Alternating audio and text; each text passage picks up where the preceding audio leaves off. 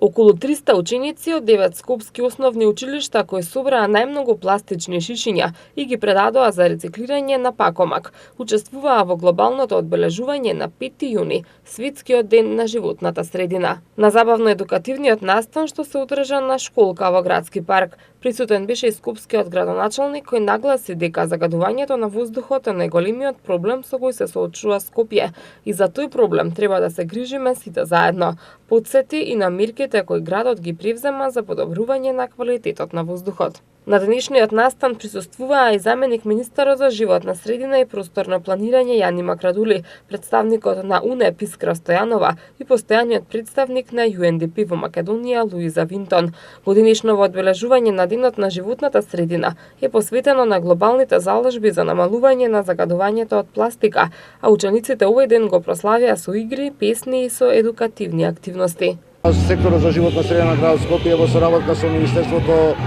за животна средина, заменик министерот, имаме сериозна соработка кон подобрување на